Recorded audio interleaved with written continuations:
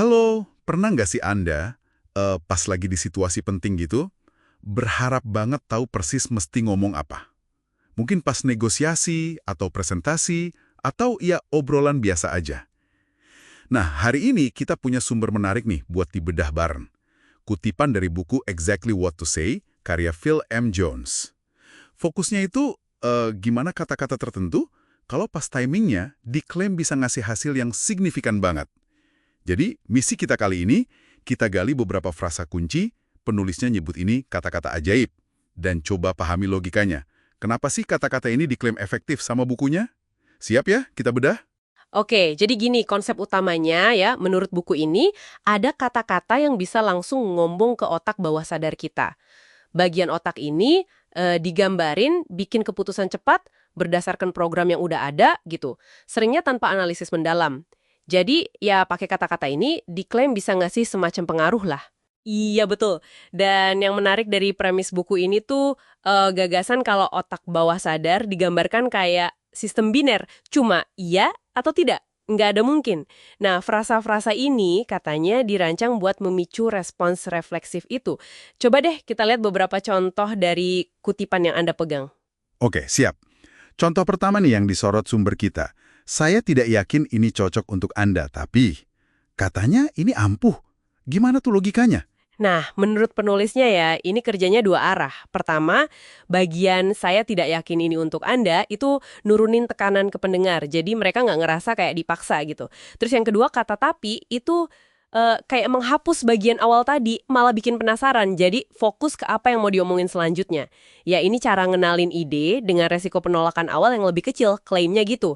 Secara psikologis, tujuannya nurunin pertahanan alami pendengar.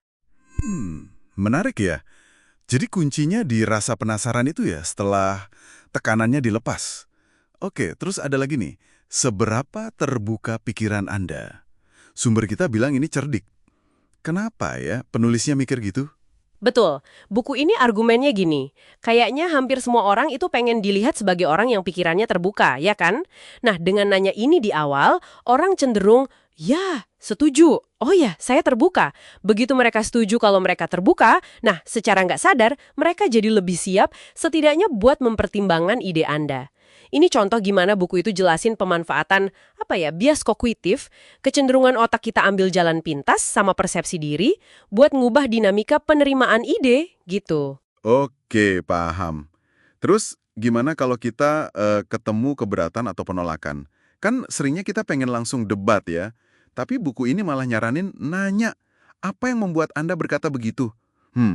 Ini kalau nadanya nggak pas, apa nggak malah jadi kayak nantang ya? Pertanyaan bagus tuh. Tentu nada penting banget ya. Cuma menurut logika buku ini, pertanyaan itu justru ngalihin fokus. Dari debat jadi ke pemahaman. Ada kan nggak nyerang pendapatnya, tapi nanya klarifikasi dasar pendapatnya itu apa. Ini ngembaliin kendali percakapan ke Anda, kan Anda yang nanya. Dan kayak maksa lawan bicara buat mikir lagi, refleksi alasannya lebih dalam. Seringnya, ini bisa aja ngungkap akar masalah sebenarnya atau malah bikin mereka mikir ulang posisi mereka sendiri. Tujuannya nyari kejelasan, bukan soal menang argumen. Oke. Jadi lebih ke arah eksplorasi ya, bukan konfrontasi. Sip. Satu lagi nih dari sumber kita. Bayangkan saja, cuma dua kata, tapi kok bisa dianggap efektif sama penulisnya? Nah, buku ini nekenin ide kalau keputusan itu seringnya dibuat dua kali. Pertama di pikiran, secara hipotesis gitu, baru deh diwujudin jadi tindakan nyata. Frasa bayangkan saja ini diklaim langsung mengaktifkan layar mental di otak bawah sadar, ngajak pendengar buat visualisasi skenario yang Anda kasih. Kalau mereka bisa ngelihat diri mereka ngelakuin itu di bayangan, klaimnya sih kemungkinan mereka beneran ngelakuin jadi lebih gede. Ini nunjukin kekuatan visualisasi dalam persuasi, menurut si penulis.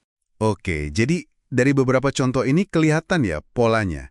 Klaim buku ini tuh intinya bukan soal kata-kata sihir beneran, tapi lebih ke penggunaan kata spesifik yang dirancang berdasarkan pemahaman penulisnya tentang cara kerja pikiran kita, cara kita ambil keputusan, tujuannya biar komunikasi kita lebih efektif lah buat mencapai hasil yang kita mau.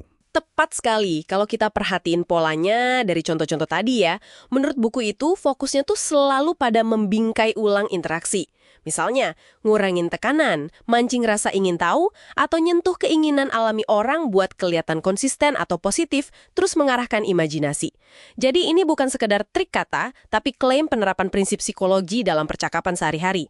Nah, ini terus jadi muncul pertanyaan lanjutan kan, gimana kita bisa pakai pemahaman kayak gini secara bijak dan efektif tentunya? Nah, iya juga ya. Ini mungkin bisa jadi pemikiran menarik buat Anda bawa pulang hari ini.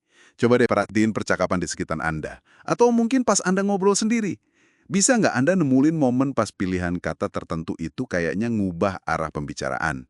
Mungkin bisa juga iseng coba pakai salah satu frasa tadi.